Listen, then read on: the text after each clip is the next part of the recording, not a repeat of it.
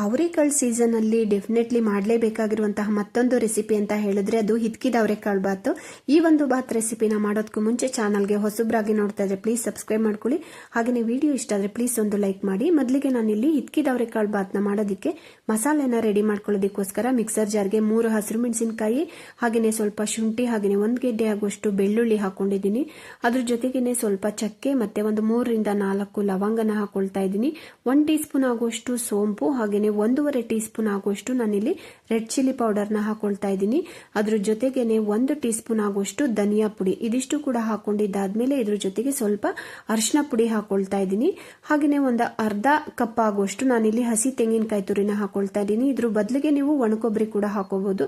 ಅದ್ರ ಜೊತೆಗೇನೆ ಫ್ರೆಶ್ ಆಗಿರುವಂತಹ ಸ್ವಲ್ಪ ಕೊತ್ತಂಬರಿ ಸೊಪ್ಪು, ಇದಿಷ್ಟು ಕೂಡ ಹಾಕೊಂಡು ಸ್ವಲ್ಪ ನೀರನ್ನ ಹಾಕೊಂಡು ನಾವು ಇದನ್ನ ರುಬ್ಕೋಬೇಕಾಗುತ್ತೆ. ನೋಡಿ, ಈ ಒಂದು ಹದಕ್ಕೆ ರುಬ್ಕೊಂಡ್ರೆ ಸಾಕಾಗುತ್ತೆ. ನೆಕ್ಸ್ಟ್ ಈ ಕಡೆ ಸ್ಟವ್ ಮೇಲೆ ಒಂದು ಕುಕ್ಕರ್ನ ಇಟ್ಟು ಕುಕ್ಕರ್ಗೆ ಒಂದು 2 ಟೇಬಲ್ ಸ್ಪೂನ್ ಆಗುವಷ್ಟು ಎಣ್ಣೆನ ಹಾಕೊಂಡಿದ್ದೀನಿ. ಎಣ್ಣೆ ಸ್ವಲ್ಪ ಬಿಸಿ ಆದ್ಮೇಲೆ ಇದಕ್ಕೆ ಹೋಲ್ ಸ್ಪೈಸಸ್ನ ಸೇರಿಸ್ಕೊಳ್ತಾ ಇದ್ದೀನಿ. ನಾನಿಲ್ಲಿ ಪಲಾವ್ ಎಲೆ ಮಸಾಲೆ ಬರುತ್ತಲ್ಲ, ಅದರಲ್ಲಿರುವಂತಹ ಎಲ್ಲ ಒಂದು ಮಸಾಲೆಗಳನ್ನು ಕೂಡ ನಾನಿಲ್ಲಿ ಸೇರಿಸ್ಕೊಂಡಿದ್ದೀನಿ. ಇಲ್ಲಿ ಪಲಾವ್ ಎಲೆ, ಹಾಗೆಯೇ ಸ್ವಲ್ಪ ಸೋಂಪು, ಹಾಗೆಯೇ ಸ್ಟಾರ್ ಹೂವು ಬರುತ್ತಲ್ಲ ಅದು, ಅದಷ್ಟು ಕೂಡ ಹಾಕೊಂಡು ನೆಕ್ಸ್ಟ್ ನಾನಿಲ್ಲಿ ಈರುಳ್ಳಿನ ಸೇರಿಸ್ಕೊಳ್ತಾ ಇದ್ದೀನಿ. 3 ಮೀಡಿಯಂ ಗಾತ್ರದ ಈರುಳ್ಳಿನ ಸೇರಿಸ್ಕೊಂಡಿದ್ದೀನಿ. ಈರುಳ್ಳಿನಲ್ಲಿ ಹಸಿ ಅಂಶ ಎಲ್ಲ ಕಡಿಮೆ ಆಗಬೇಕು, ಜೊತೆಗೆ ಕಲರ್ ಕೂಡ ಚೇಂಜ್ ಆಗಬೇಕು, ಅಲ್ಲಿವರೆಗೂ ಇದನ್ನ ನಾವು ಫ್ರೈ ಮಾಡ್ಕೋಬೇಕಾಗತ್ತೆ. ಹೆಚ್ಚಿರುವಂತಹ 3 ಮೀಡಿಯಂ ಗಾತ್ರದ ಟೊಮೊಟೊನ ಸೇರಿಸ್ಕೊಳ್ತಾ ಇದ್ದೀನಿ. ಟೊಮೊಟೊ ಕೂಡ ಈ ಒಂದು ಒಗ್ಗರಣೆನಲ್ಲಿ ಚೆನ್ನಾಗಿ ಸಾಫ್ಟ್ ಆಗಬೇಕು, ಹಾಗಾಗಿ ನಾನಿಲ್ಲಿ ಸ್ವಲ್ಪ ಉಪ್ಪು ಕೂಡ ಸೇರಿಸ್ಕೊಂಡು ಇದನ್ನ ಸಾಫ್ಟ್ ಮಾಡ್ಕೊಳ್ತಾ ಇದ್ದೀನಿ. ನೋಡ್ತಾನೆ ನೋಡಿ ಟೊಮೊಟೊ ಎಲ್ಲ ಚೆನ್ನಾಗಿ ಸಾಫ್ಟ್ ಆಗಿದೆ. ನೆಕ್ಸ್ಟ್ ಇದಕ್ಕೆ ಒಂದು ಅರ್ಧ ಕಟ್ ಆಗುವಷ್ಟು ಮೆಂತ್ಯ ಸೊಪ್ಪುನ ಒಂದು 2 ರಿಂದ 3 ಸಲ ವಾಶ್ ಮಾಡಿ ಸಣ್ಣದಾಗಿ ಹೆಚ್ಚಿ ಸೇರಿಸ್ಕೊಂಡಿದ್ದೀನಿ. ಅದ್ರ ಜೊತೆಗೇನೆ ಸ್ವಲ್ಪ ಸಬ್ಸಿಗೆ ಸೊಪ್ಪು, ಹಾಗೆಯೇ ಒಂದು ಅರ್ಧ ಕಪ್ ಆಗುವಷ್ಟು ಹಿತ್ಕಿದ ಅವರೆಬೇಳೆ ಕೂಡ ಸೇರಿಸ್ಕೊಂಡು ಒಗ್ಗರಣೆನಲ್ಲಿ ಒಂದು 2 ರಿಂದ 3 ಸೆಕೆಂಡ್ ವರೆಗೆ ಚೆನ್ನಾಗಿ ಇದನ್ನ ಫ್ರೈ ಮಾಡ್ಕೋಬೇಕಾಗುತ್ತೆ. ಸೊಪ್ಪೆಲ್ಲ ಚೆನ್ನಾಗಿ ಬಾಡಬೇಕು, ಅಲ್ಲಿವರೆಗೂ ಕೂಡ ಇದನ್ನ ಫ್ರೈ ಮಾಡಿಕೊಂಡು ನೆಕ್ಸ್ಟ್ ಇದಕ್ಕೆ ರುಬ್ಬಿರುವಂತಹ ಮಸಾಲೆನ ಸೇರಿಸ್ಕೋಬೇಕಾಗುತ್ತೆ. ಮಸಾಲೆ ಕೂಡ ಹಾಕಿದ್ದಾದ್ಮೇಲೆ ಇದಕ್ಕೆ ಯಾವುದೇ ನೀರನ್ನ ಹಾಕ್ತಾನೆ ಹಾಗೇನೆ ಮಸಾಲೆನ ಈ ಒಂದು ಒಗ್ಗರಣೆನಲ್ಲಿ ಚೆನ್ನಾಗಿ ಬೇಯಿಸ್ಕೋಬೇಕಾಗುತ್ತೆ. ಎಲ್ಲಿವರೆಗೆ ಬೇಯಿಸ್ಕೋಬೇಕು ಅಂತ ಹೇಳಿದ್ರೆ ಒಗ್ಗರಣೆನಲ್ಲಿ ಬೇಯ್ತಾ ಸುತ್ತನೂ ಕೂಡ ಎಣ್ಣೆ ಬಿಟ್ಕೊಳ್ಳುತ್ತೆ, ಅಲ್ಲಿವರೆಗೂ ಕೂಡ ನಾವು ಇದನ್ನ ಚೆನ್ನಾಗಿ ಫ್ರೈ ಮಾಡಿಕೊಂಡು ನೆಕ್ಸ್ಟ್ ಇದಕ್ಕೆ ನಾವು ನೀರನ್ನ ಸೇರಿಸ್ಕೋಬೇಕಾಗುತ್ತೆ. ನೋಡ್ತಿದ್ದೀರಲ್ಲ, ಸುತ್ತನೂ ಕೂಡ ಎಣ್ಣೆ ಅಂಶ ಬಿಟ್ಕೊಂಡಿದೆ. ಇವಾಗ ಇದಕ್ಕೆ ನಾನಿಲ್ಲಿ ನೀರನ್ನ ಸೇರಿಸ್ಕೊಳ್ತಾ ಇದ್ದೀನಿ. ನಾನಿಲ್ಲಿ ಈ ಒಂದು ಕಪ್ಪಲ್ಲಿ 1.5 ಕಪ್ ಆಗುವಷ್ಟು ಸೋನಾ ಮಸೂರಿ ಅಕ್ಕಿನ ತಗೊಂಡಿದ್ದೀನಿ. ಹಾಗಾಗಿ ನಾನಿಲ್ಲಿ 3 ಲೋಟ ಆಗುವಷ್ಟು ನೀರನ್ನ ಸೇರಿಸ್ಕೊಂಡು ಇವಾಗ ಒಂದ್ಸಲ ಚೆನ್ನಾಗಿ ಮಿಕ್ಸ್ ಮಾಡ್ಕೊಳ್ಳೋಣ. ಉಪ್ಪೇನಾದ್ರು ಕಡಿಮೆ ಇತ್ತು ಅಂತ ಹೇಳಿದ್ರೆ ನೀವು ಈ ಟೈಮಲ್ಲಿ ಉಪ್ಪು ಕೂಡ ಸೇರಿಸ್ಕೋಬಹುದು. ನೋಡಿ, ಇವಾಗ ಒಂದು ಲಿಡ್ ಅಥವಾ ಒಂದು ಪ್ಲೇಟ್ ನ ಮುಚ್ಚಿ ಇದನ್ನ ನಾವು ಕುದಿಯೋದಕ್ಕೆ ಬಿಡಬೇಕಾಗುತ್ತೆ.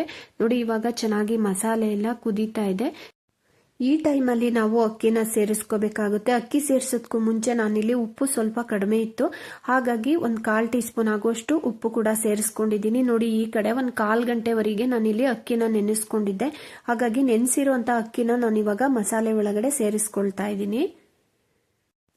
ಅಕ್ಕಿನ ಸೇರಿಸುವಾಗ ಆದಷ್ಟು ಕೂಡ ಮೀಡಿಯಂ ಫ್ಲೇಮಲ್ಲಿ ಇಟ್ಕೊಂಡು ಸೇರಿಸ್ಕೋಬೇಕಾಗುತ್ತೆ.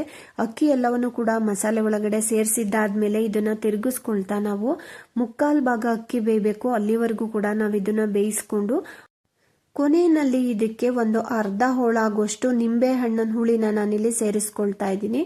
ಇದಿಷ್ಟು ಕೂಡ ಸೇರಿಸಿದ್ದಾದ್ಮೇಲೆ ಒಂದ್ಸಲ ಮಿಕ್ಸ್ ಮಾಡಿಬಿಟ್ಟು ಲಿಡ್ನ ಕ್ಲೋಸ್ ಮಾಡಿ ಮೀಡಿಯಂ ಫ್ಲೇಮಲ್ಲಿ ಇಟ್ಟು ಒಂದೇ ಒಂದು ವಿಷಲ್ ಕೂಗ್ಸಿದ್ರೆ ಹಿತ್ಕಿದ ಅವರೆಕಾಳು ಬಾತ್ ರೆಡಿ ಆಗುತ್ತೆ. ನೋಡಿ, ಇವಾಗ 3/4 ಭಾಗ ಅಕ್ಕಿ ಕೂಡ ಬೆಂದಿದೆ. ನಾನಿಲ್ಲಿ ಕುಕ್ಕರ್ ಲಿಡ್ನ ಕ್ಲೋಸ್ ಮಾಡ್ತಾ ಇದ್ದೀನಿ. ಆದಷ್ಟು ಕೂಡ ಮೀಡಿಯಂ ಫ್ಲೇಮಲ್ಲಿ ಇಟ್ಕೊಂಡೇನೆ ನಾವು 1 ವಿಷಲ್ ಕೂಗಿಸ್ಕೋಬೇಕಾಗುತ್ತೆ.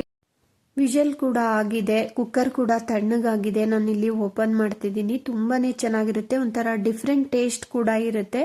ನೋಡಿ, ಇವಾಗ ಎಷ್ಟು ಚೆನ್ನಾಗಾಗಿದೆ ಅಂತ ನೀವಿಲ್ಲಿ ನೋಡ್ತಿರಬಹುದು. ಅವರೆಕಾಳು ಸೀಸನ್ ಅಲ್ಲಿ ಖಂಡಿತ ಈ ಒಂದು ರೆಸಿಪಿನ ಟ್ರೈ ಮಾಡಬಹುದು, ತುಂಬಾನೇ ಚೆನ್ನಾಗಿರುತ್ತೆ. ಈ ಒಂದು ಹಿತ್ಕಿದ ಅವರೆಬೇಳೆ ಬಾತ್ ಜೊತೆ ಮೊಸರು ಬಜ್ಜಿ ಹಾಗೇನೆ ಚಟ್ನಿ ಇದ್ರಂತೂ ತುಂಬಾನೇ ಅದ್ಭುತವಾಗಿರುತ್ತೆ. ಖಂಡಿತ ನೀವು ಕೂಡ ಟ್ರೈ ಮಾಡಿ. ಹಾಗೇನೆ ಚಾನಲ್ಗೆ ಹೊಸಬ್ರಾಗಿ ನೋಡ್ತಾ ಇದ್ರೆ ಪ್ಲೀಸ್ ಸಬ್ಸ್ಕ್ರೈಬ್ ಮಾಡ್ಕೊಳ್ಳಿ.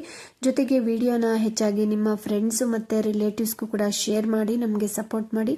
ಹೆಚ್ಚಾಗಿ ಇವತ್ತಿನ ಈ ಒಂದು ವಿಡಿಯೋ ಇಷ್ಟ ಆಗಿದ್ರೆ ಪ್ಲೀಸ್ ಒಂದು ಲೈಕ್ ಮಾಡಿ. Thank you so much for watching.